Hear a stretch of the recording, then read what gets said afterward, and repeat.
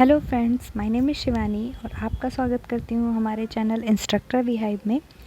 आज हम फिर से हाजिर हैं एक नए टॉपिक को लेकर जिसका नाम है roles and responsibility of an instructor. साथ ही आप लोगों का धन्यवाद करना चाहूँगी कि आप लोगों के प्यार की वजह से हम 100 सब्सक्राइबर्स पूरे कर चुके हैं और ऐसे ही आपका प्यार मिलता रहा तो जल्दी ही 1000 सब्सक्राइबर भी पूरे कर लेंगे। तो 100 सब्सक्राइबर पूरे करने की खुशी में मैं आप सबके लिए एक टेस्ट लेकर आई हूँ, जिस टेस्ट का लिंक आपको डिस्क्रिप्शन में मिल जाएगा। आप उस पेज पर जाकर टेस्ट को दे सकते हैं और अपनी नॉलेज को चेक कर सकते हैं। टेस्ट को देने से पहले मैं आप सबसे रिक्वेस्ट करना चाहूँगी कि आप एक बार एजुकेशन साइकोलॉजी वाले वीडियो को ज़रूर देख लें, क्योंकि क्वेश्चंस किस तरह से बनते हैं टॉपिक को पढ़ने के बाद आप क्वेश्चंस को अच्छी तरह से सॉल्व कर पाएंगे और समझ पाएंगे कि किस तरह के टॉपिक से क्वेश्चंस को निकाला जाता है, बनाया जाता है। ओके, तो चलते हैं इस टॉपिक की ओर और वीडियो पसंद आए तो प्लीज़ लाइक ज़रूर कीजिएगा। इस चैप्टर में आज हम पढ़ने वाले हैं roles of an instructor. Next video में हम उसकी रिस्पॉन्सिबिलिटीज़ के बारे में जानेंगे, तो आज रोल्स के बारे में पढ़ते हैं और चलिए आगे बढ़ते हैं। तो सबसे पहले हम जानेंगे कि टीचर, ट्रेनर और इंस्ट्रक्टर में क्या डिफरेंस होता है। देखिए, जो टीचर होता है, teacher is a person who provides education for student. जब तक हम स्कूल में रहते हैं तो ओवरऑल हमारी जो टीचिंग मटेरियल से लेकर हमारी जो एजुकेशन होती है वो सारी एक टीचर ही देखता है। तो छोटी मोटी स्किल्स को मैनिपुलेट करना और चीज़ों को सिखाना, वो सारा काम एक टीचर के अंडर में आता है। या हम ये कह सकते हैं कि हमारी जो स्कूलिंग होती है वो एक टीचर कराता है। नेक्स्ट हमारा होता है ट्रेनर। यहाँ जब हम स्कूल के बाहर निकलते हैं उस जगह पर हम एक ट्रेनर और इंस्ट्रक्टर हमारे लिए अलग अलग वर्क करते हैं। तो trainer a person who teaches skill to people and prepare them for a job और एक्टिविटी।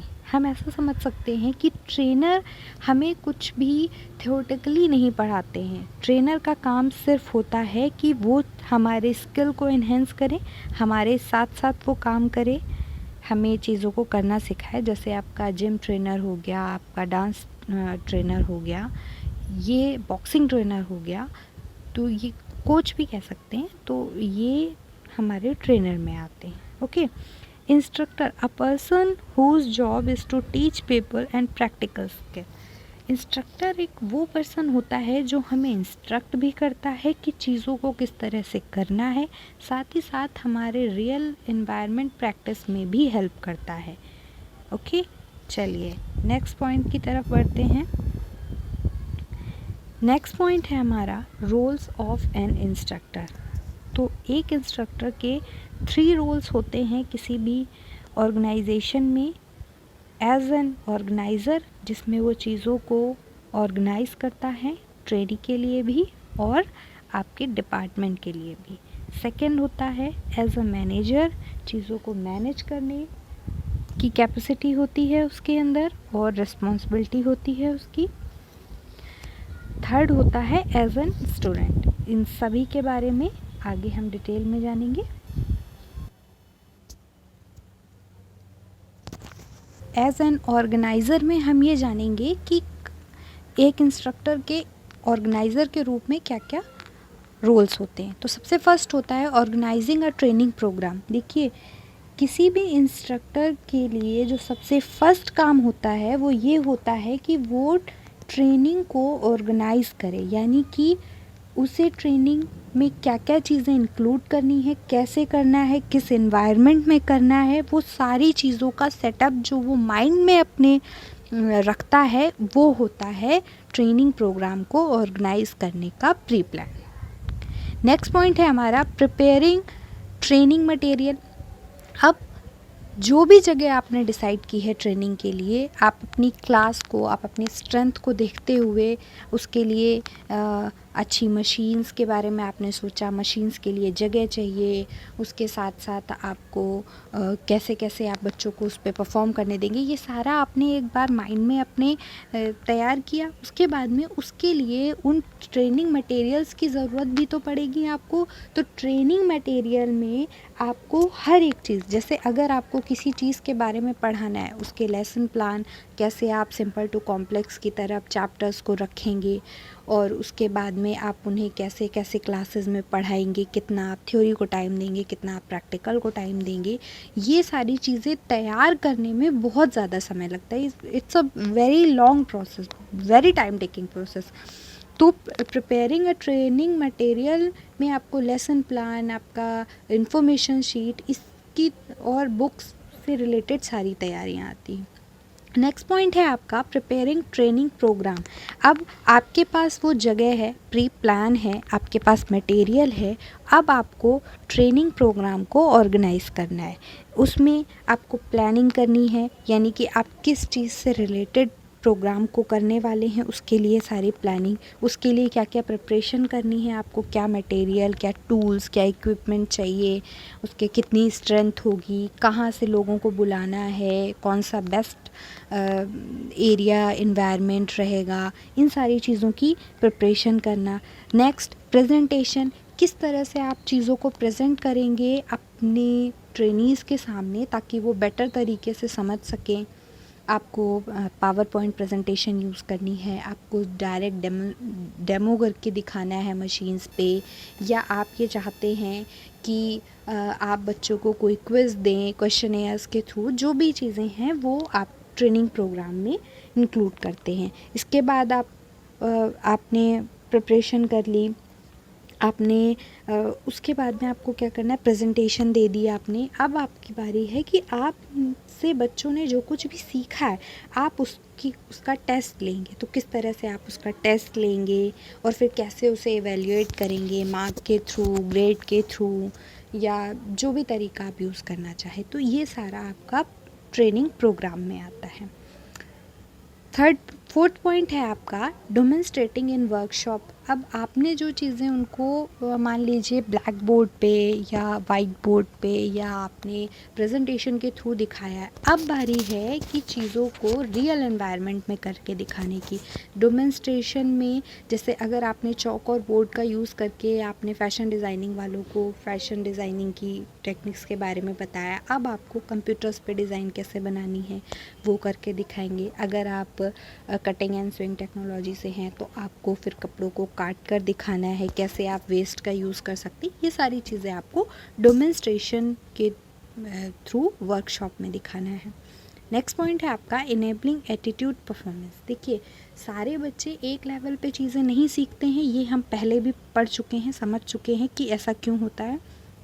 अब हमारे लिए ये बहुत ज़्यादा ज़रूरी है कि हम हर एक ट्रेनी के अंदर वो एबिलिटी लाएं कि वो चीज़ों को उतने ही उसके अंदर वो एटीट्यूड सेम हो, करने की जो जिज्ञासा होती है, जो अंदर से मन होता है, वो होना ज़रूरी है किसी भी काम को करने के लिए। अगर आपको ज़बरदस्ती धक्का लगाकर कोई काम करवाया जा रहा है तो आप उसे बहुत ज़्यादा टाइम तक नहीं कर पाएंगे। इसलिए बहुत ज़्यादा ज़रूरी है कि आपके एटीट्यूड को काम के लिए चेंज करना।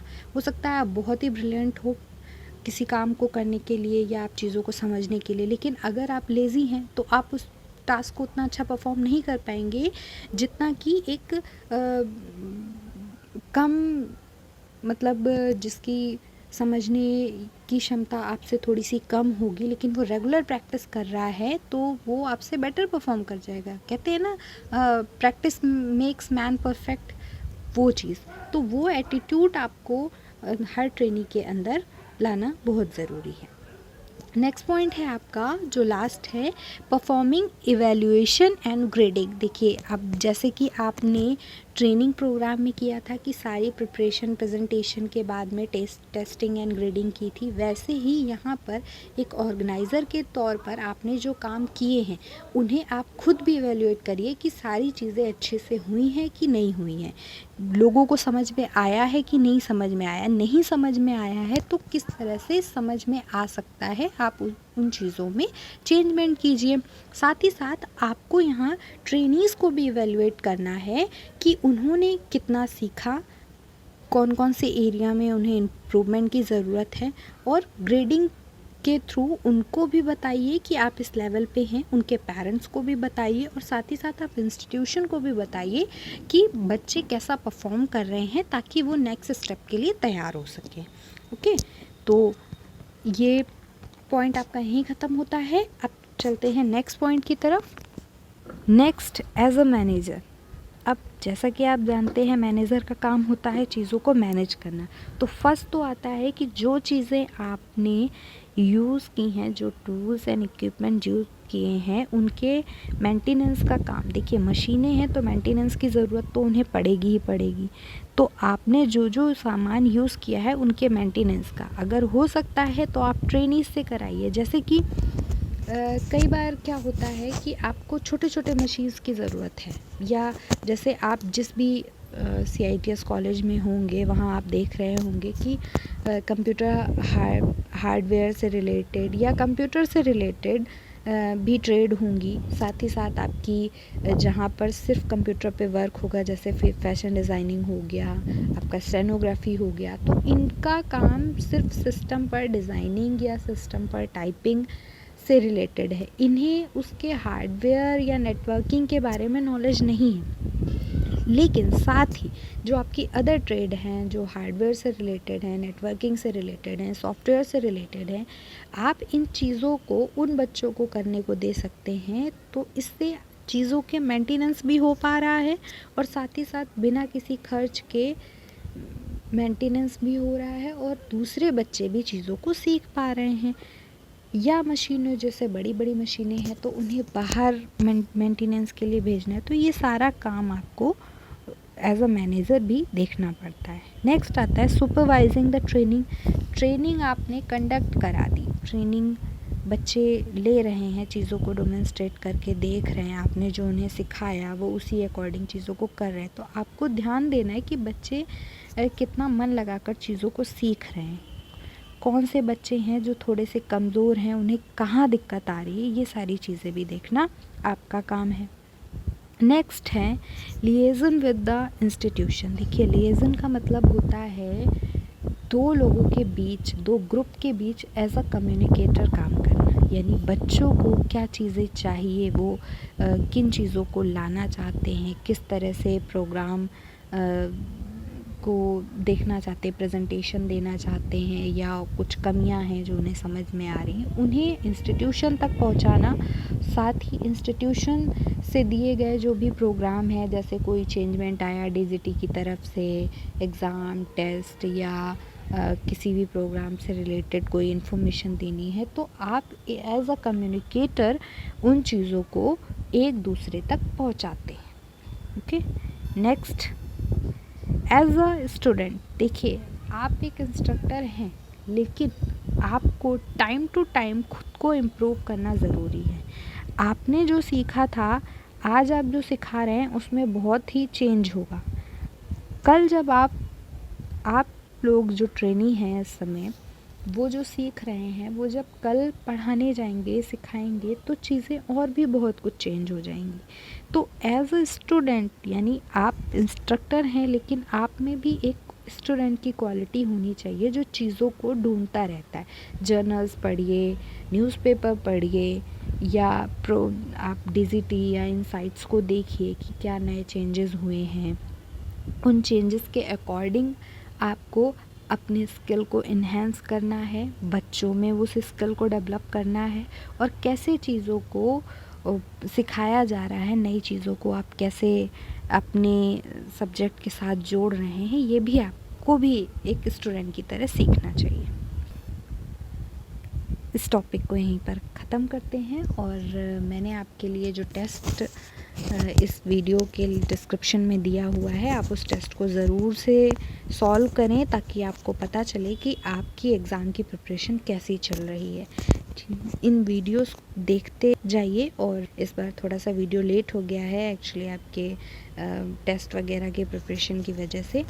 लेकिन आपको नेक्स्ट वीडियो बहुत ही जल्दी मिलेगा। और मैं बस ये चाहती हूँ कि आप एजुकेशन साइकोलॉजी वाला वो वीडियो ज़रूर देख लें और टेस्ट को भी ज़रूर से दें, ताकि आपको आपकी प्रिपरेशन के बारे में पता चल सके। और अपनी बुक को ज़रूर पढ़िए। देखिए, वीडियो के साथ साथ बहुत ज़रूरी है कि आप बुक से भी पढ़ते रहें, क्योंकि मैं उन टॉपिक्स पे फोकस कर रही हूँ जो बहुत ही ज़्यादा ज़रूरी हैं, क्योंकि अभी हमारे पास बहुत ज़्यादा टाइम नहीं बचा हुआ है। तो मैं इम्पॉर्टेंट यानी जहाँ से क्वेश्चन सबसे ज़्यादा बनते हैं उन टॉपिक्स को पहले ले रही हूँ।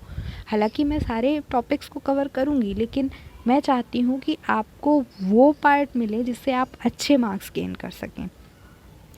ओके, तो वीडियो अगर पसंद आया हो तो प्लीज़ लाइक ज़रूर कर दें और अपने दोस्तों के साथ शेयर करें, ताकि उन्हें भी इस वीडियो का बेनिफिट मिले और वो भी टेस्ट का लाभ उठा सकें। Okay, thank you, bye bye.